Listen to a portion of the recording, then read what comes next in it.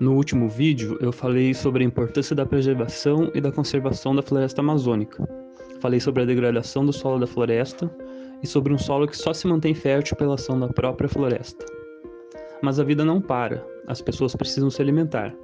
Se por um lado a destruição da floresta deveria acabar imediatamente, por outro lado, a produção de gêneros alimentícios não pode acabar. Somos 7 bilhões e meio de bocas para serem alimentadas, e temos uma expectativa de chegar a 9 bilhões até que a população mundial comece a estabilizar.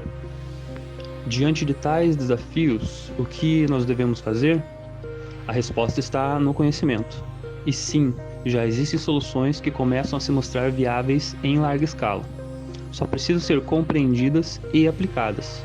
O preconceito ao novo ainda é uma barreira gigantesca, mas o nosso sistema de produção sempre se adapta. Felizmente, seres humanos são altamente adaptáveis, mesmo que isso demande mais tempo do que o necessário. Quero apresentar nesse vídeo o conceito de agrofloresta, ou agricultura sintrópica. Mas para entender o tema, vamos ter que voltar um pouco no tempo e observar como se deu o avanço da agropecuária em direção ao norte do Brasil. Na década de 70, o Estado brasileiro, diante de problemas sociais enfrentados na época, principalmente com as populações do Nordeste, criou um projeto de expansão territorial para o norte do Brasil, em direção à Amazônia, fazendo grandes investimentos e a criação de infraestrutura mínima para o deslocamento de populações para essa região. Entre esses investimentos, a Transamazônica, estrada que deveria cortar o Brasil de sul a norte. E é claro que isso atraiu pessoas vindas de todo o território brasileiro, não só o pessoal do Nordeste, e grandes investidores do agronegócio que queriam expandir as terras e suas produções. Além das injustiças que ocorreram durante esses 50 anos de ocupação, um grande problema que afeta as atividades do setor agrário foi a falta de informação sobre a região que estava sendo explorada. Não foram feitos estudos sobre os solos, sobre as plantas, sobre o ecossistema dessa região. Foram feitos investimentos pesados em propaganda e divulgação enganosa sobre a efetividade das ocupações. É fácil perceber agora que o mesmo modelo de agricultura que era utilizado em regiões sul e sudeste não combina em nada com as características de grande parte do território norte, principalmente da região amazônica. Mas as pessoas que foram trabalhar a terra só sabiam trabalhar desse jeito, com a derrubada de grandes áreas, com a queimada, com o solo descoberto, entre outros. Então, os erros foram se repetindo, e as áreas de cultivo aumentando. Hoje chegamos a níveis críticos de degradação ambiental que começam a mostrar sinais de desequilíbrio, como secas prolongadas onde antes não existia seca e estações do ano desreguladas. Mas a boa notícia é que, mesmo com muitos autores e pesquisadores dizendo que uma agricultura sustentável nunca seria possível, temos hoje provas práticas e efetivas de que sim. Pesquisando e conhecendo solos, a fauna, a flora e entendendo seus processos, é possível produzir em grandes quantidades, com qualidade de produtos e que atendem às demandas dos consumidores. E melhor ainda, economizando dinheiro, recuperando solos e terrenos que já haviam sido abandonados como impróprios para o cultivo.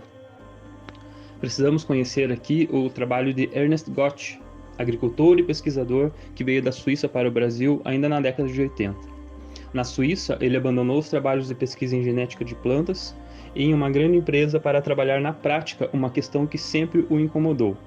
Será que não conseguiríamos melhores resultados se procurássemos modos de cultivo que proporcionassem condições favoráveis ao bom desenvolvimento das plantas, ao invés de criar genótipos que suportem os maus tratos que nós submetemos?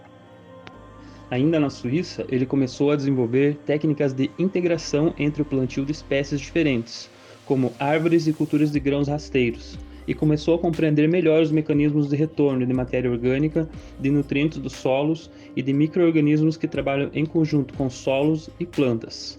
Foi convidado a trabalhar na África e na Costa Rica, onde aplicou as suas ideias a climas e condições sociais diferentes da Suíça. E depois veio para o Brasil, onde fez sociedade com um conterrâneo na Bahia, para cultivar e desenvolver as suas técnicas.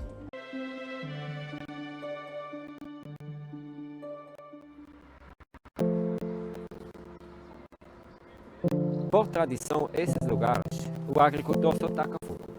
Queimando, você destrói grandes partes do banco de sementes, você impede a sucessão, ou seja, a sucessão vai regredir, ela vai da floresta, vai regredir para o que a gente chama de cerrado, depois do cerrado ralo, vai para o campo sujo, vai para o campo limpo, depois vai para o deserto.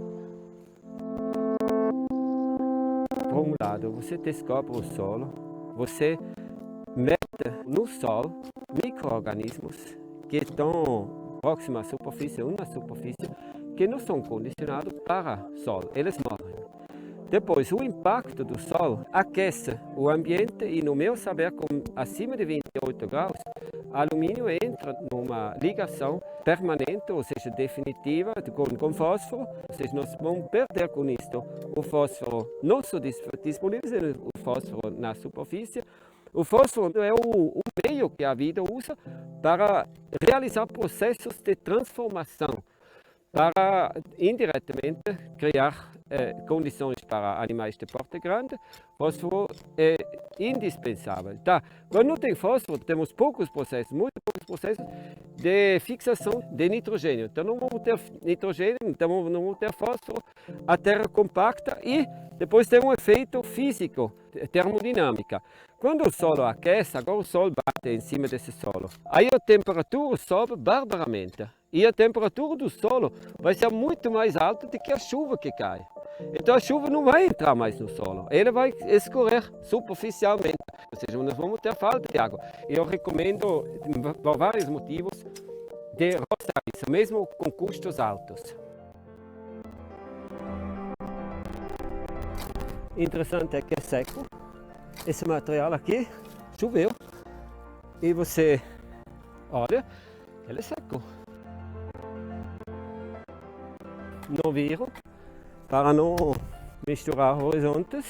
Com isto encerrou e volta a mesma sequência. No início eu prefiro pagar esse preço sabendo que esse aqui no momento é um valiosíssimo capital para começar os processos.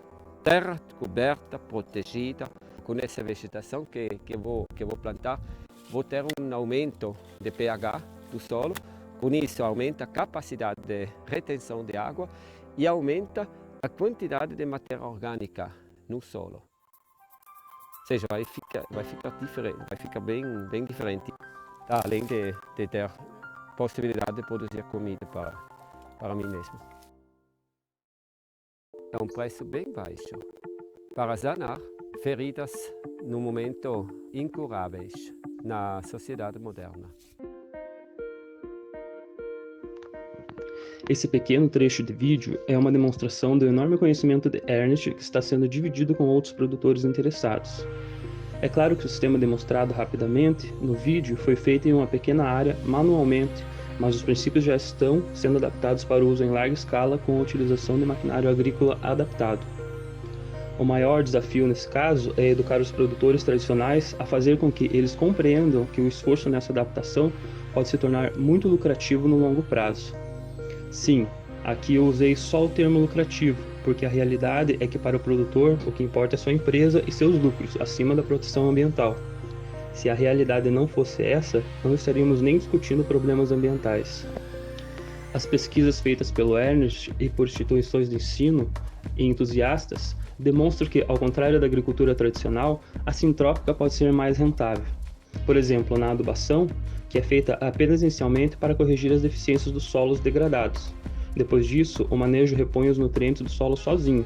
O gasto com água diminui ao ponto de não ser necessária irrigação, pois o solo tratado, de acordo com suas características e seus micro-organismos, retém a água naturalmente, seja pela chuva ou pela umidade das plantas e das árvores que coexistem.